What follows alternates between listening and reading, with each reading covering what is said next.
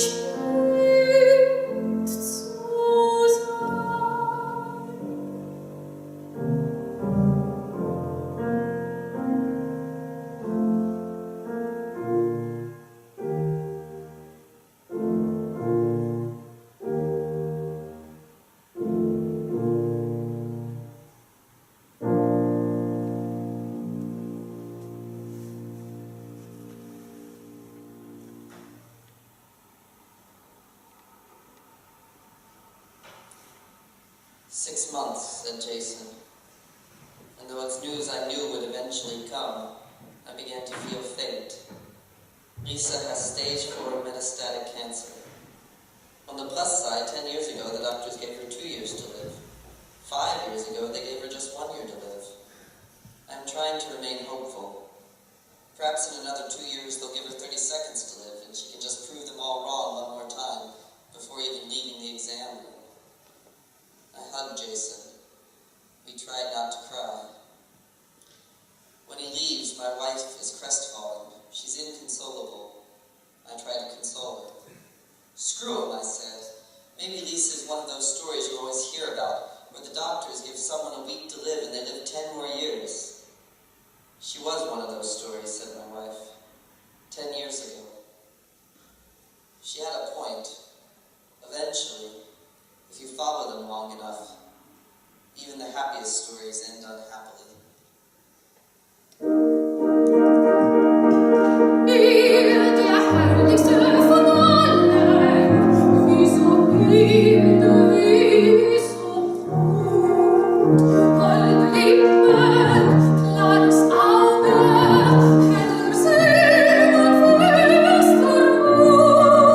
Auge,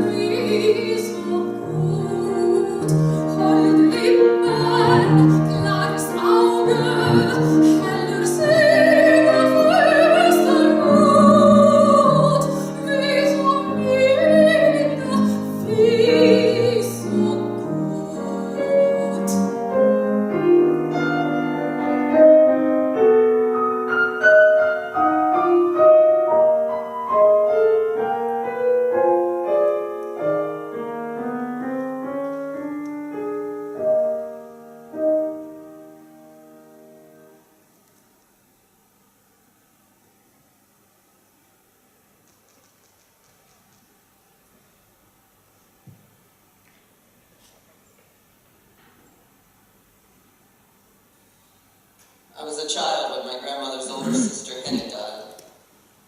Baba, as we called our grandmother, was already in her 70s and suffering from Alzheimer's disease. There was a memorial service at our home. Everyone was sad except for Baba, who came through the front door, saw the house full of people, and assumed it was a surprise birthday party for her. This is my first experience with the ending of life, and watching Baba, it seemed that dementia was a pretty good way to go through it. Baba smiled and clapped and thanked everyone for coming. Then my mother took her aside, sat her on the couch in the den, and gave her the news that her sister Henny had died. Baba gasped, pulled her hair, and began to wail. "Oh, Henny," she cried, "Henny, Henny, Henny." My mother held her and stroked her hair and asked me to get her a glass of water. After a few minutes, Baba had recovered. She asked me if I was in school and if I liked it. I told her that I was and that I did. And then she smiled, apologized, and asked me who I was.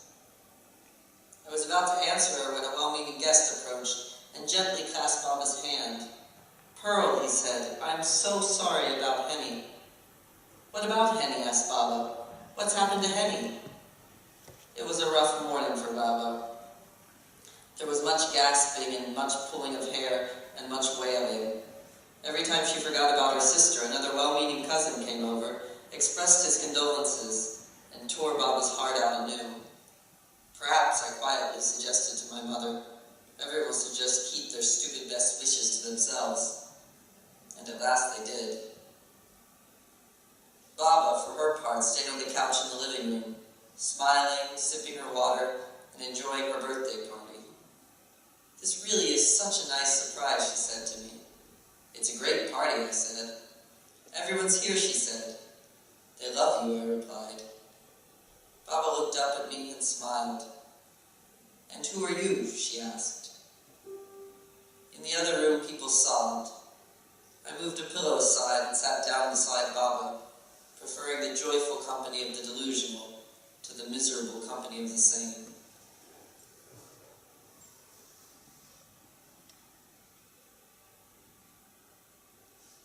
Ich kann's nicht fassen, nicht glauben, es hat ein Traum mich berührt. Wie hätte doch unter Mannen mich arm erhöht und beglückt.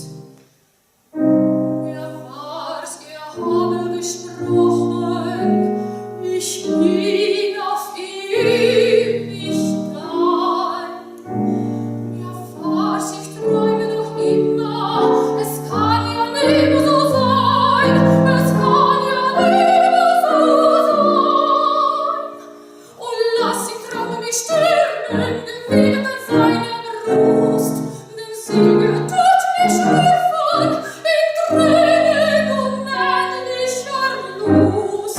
Ich kann's nicht fassen, nicht glauben, es hat ein Traum mich berührt. Wie hätte doch unter allen mich arm erhöht und beglückt.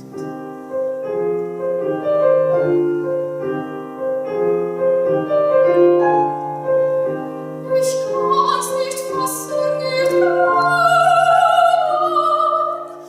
es hat ein Traum mich berührt.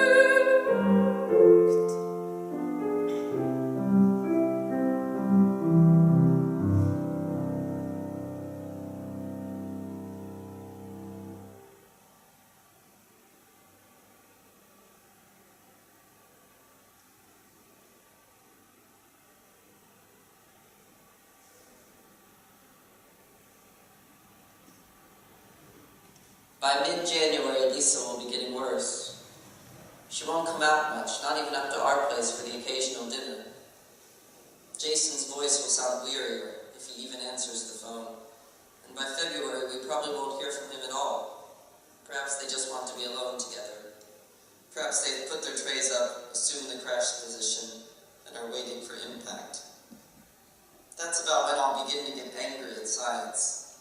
It's 2014, I'll complain. And they can't even cure cancer? How goddamn hard can that be? By early March, I imagine I'll start reading philosophy books. The more miserable and convoluted, the better, looking for answers. The something of existence or and ask for invented titles that sound like the kind of book I'm looking for. Do you have a book called Death Without Sorrow? How about Why Life is Relentlessly Cruel and Terminally Oppressive? Not sure of the author. My grandfather, Baba's husband, was one of the kindest people in my life. We called him Zaida. Zaida always seemed to make the best of any situation, to keep positive even in the face of unrelentingly negative situations. When Baba's Alzheimer's progressed past a manageable point, he moved with her into a home for the aged. She lived upstairs with the patients, and he lived downstairs with the spouses. I was 17 and went to visit them after school on Friday afternoons. Sometimes sitting in his room beside his bed, you could hear them up there. The demented, the delusional, the dying, yelling and cursing and crying out. Fortunately, while the patients upstairs were losing their minds, the spouses downstairs were losing their hearing, and there wasn't a television on the floor that wasn't set to maximum volume. Zaida would ask me about school when we'd talk about my plans for after graduation. Baba and Zaida had been married for over 50 years, and he visited her up there every day. He joked about the nonsensical things she said to him, the insults she flung at the nurses. He gave me hope. If he could find laughter in this hell, maybe there could be hope for all of us. Maybe death didn't have to destroy life around it. And then Baba died. Zaida refused to walk. He refused to get out of bed. One of his toes became gangrenous, and the doctors removed it. I went to visit them. I told him about school and what I planned to do after graduation. It's a lie, he said. What? I asked. The golden years, he replied. There's nothing golden about the golden years. And then he died.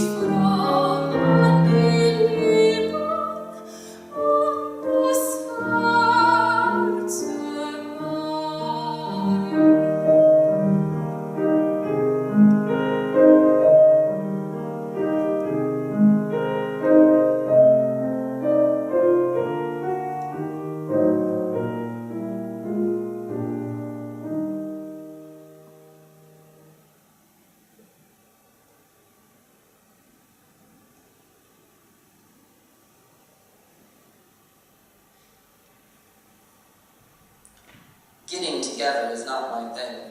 I could do without getting together. I'd rather be stuck in an elevator. At least in an elevator, most people agree they'd rather not be there, and there's no obligation to talk. You're not even really supposed to. Just find somewhere to stand, shut up, stare at the wall, and it will soon be over. Which is basically how I handle get-togethers. By April, though, assuming the doctors were right, Lisa will be dead, and her friends will be getting together with alarming regularity. Dinners in, dinners out, barbecues, pool parties.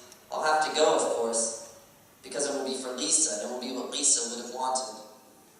Not that anyone will talk about Lisa. In fact, everyone will be careful not to talk about Lisa, because these parties will be about celebrating life, about joy and friendship and moving on. There will be a lot of laughter, too much laughter. That laughter in the face of tragedy kind of laughter that isn't really laughter at all, and which will annoy me since I work really hard to make people laugh. And here people are getting big laughs just because someone's dead, which really shouldn't count. Lisa was a vegetarian, and I'll decide to get in on the easy laughter by making some joke about, hey, at least now we don't have to worry about making veggie burgers, am I right? There will be uncomfortable silence, and I'll feel like a real dick. So I'll find somewhere to stand, shut up, and stare at the wall. Soon it will be over. By May, it will be almost 3 months since Lisa died. In the warmer months, I like to ride my bike to work, but I'll feel guilty passing Lisa's house while engaged in something so healthy and alive. So I'll put my bike in my car, drive past the house, park at the end of the road, and ride from there. It will be an incredible hassle, and by the middle of May, I'll be thinking about moving. I've always liked Seattle. I'll get over my guilt by June, but Lisa was an avid gardener, and around the middle of the month, her friends will decide that maintaining her garden would be a beautiful and life-affirming gesture, one that Lisa would want. They'll start showing up every weekend to weed, prune, and water Lisa's garden. They'll make a sign brightly colored that reads Lisa's Garden, complete with butterflies and a rainbow, maybe a sunrise. And by July, there will be at least one of them working there every goddamn day of the week. By August, I'll feel guilty riding past them, and I'll have to go back to putting my bike in my car, driving past Lisa's house, parking at the end of the road, and riding from there.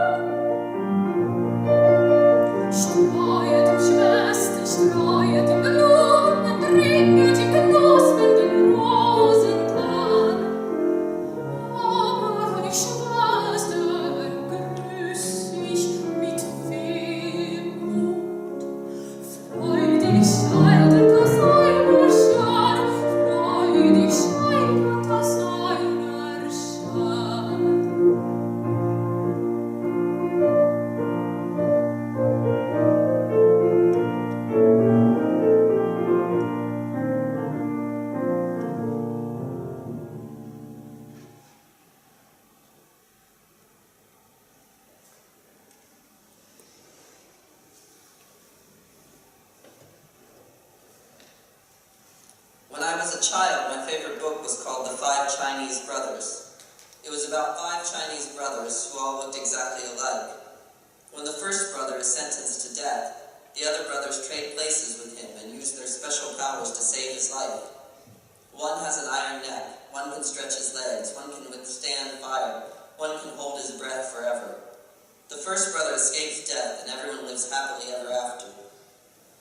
I had a brother who died when he was 3. His name was Jeffy. I hated him.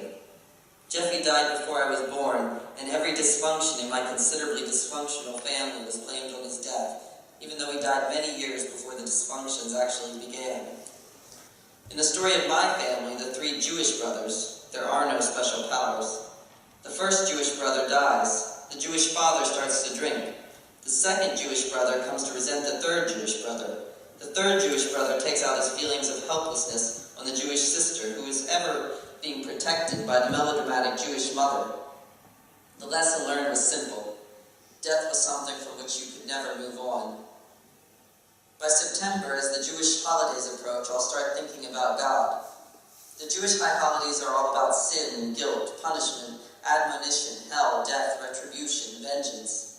It's the most wonderful time of the year. I'll consider going to synagogue.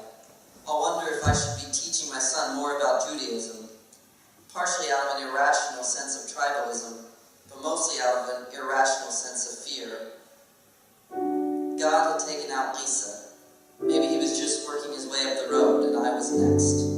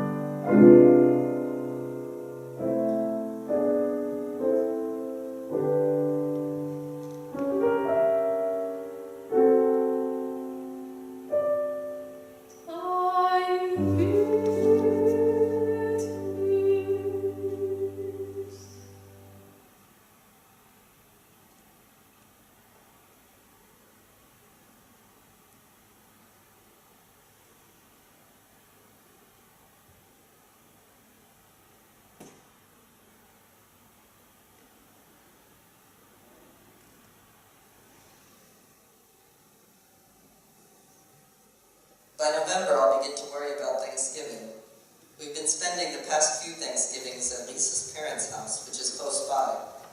Will her parents invite us now that Lisa's passed away? It would kind of suck if they didn't, and I would take it personally, assuming that it meant they didn't really like us all along, but were just inviting us because of their daughter. I'll obsess about it all month, and then in mid-November, when they do invite us, I'll obsess about the awkwardness of the meal now that Lisa won't be there. They'll probably invite lots of Lisa's friends, thinking that that will make it a less awkward situation. But they won't know how sick I am already of her friends, thereby making a bad situation worse. I'll ask my wife if I can skip the dinner. She'll look at me with the usual disappointment. An meinem Herzen, an meiner Brust, du meine Wunde, du meine Lust, das Glück ist die Liebe, die Liebe ist das Glück. Ich hab's gesagt, du nimmst dich zurück, hab überschwänglich mich beschätzt, Liebe wird glücklich, aber jetzt, nur die da seid, nur die da liebt, das Kind, dem sie den Namen gibt.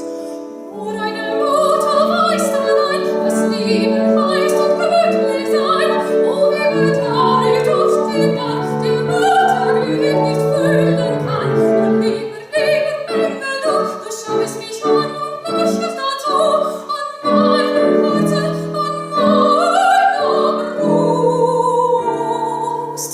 Du meine Wunde, du meine Lust.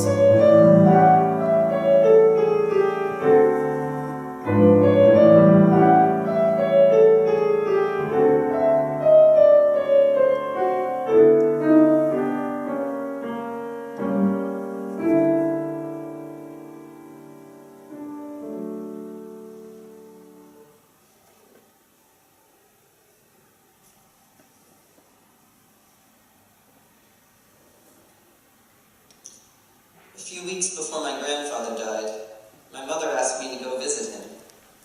His spirits were down, he was refusing treatment, and he was talking about wanting to die.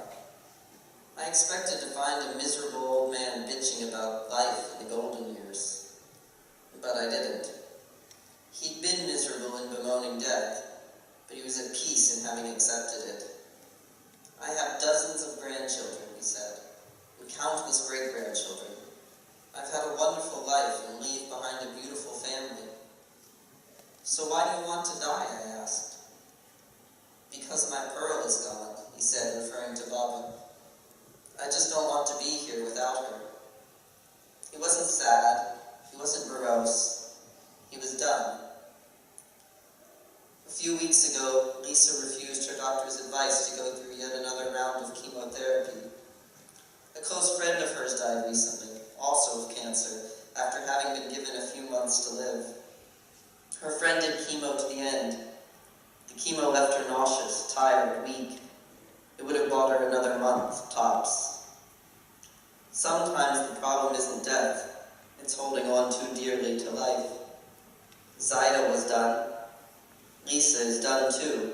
She wants to walk her dogs, to have dinner with some friends, and maybe take a last long walk in her garden. And then, if death comes, it comes.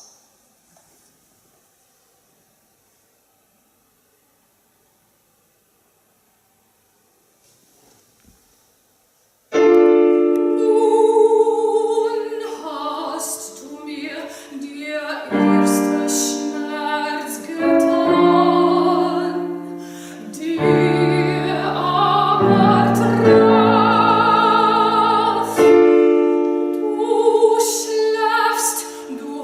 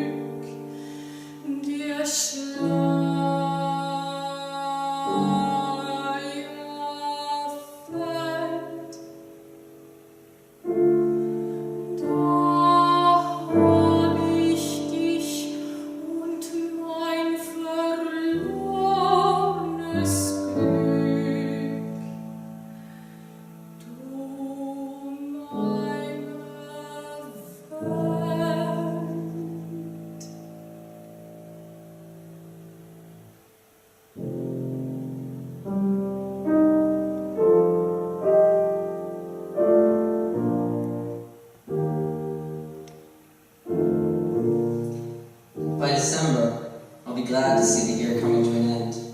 I'll be looking forward to getting on with things. Nearly 12 months or so will have passed since Lisa died, and that will feel like an accomplishment. Someone will no doubt decide to have a one-year memorial party in Lisa's honor, because that's what Lisa would have wanted. We'll leave a message on her answering machine with a time and a date, sounding all cheery and excited, but almost too cheery and too excited, because Lisa, after all, is dead. And for a moment, I'll feel like I have to go because, hey, it's for Lisa. But then I'll realize, you know what? It's been a year, all right?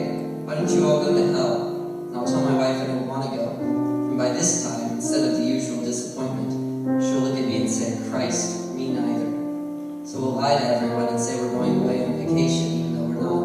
And we'll just make sure to stay out of town for a few days so nobody sees us. Which is exactly what Lisa would have wanted.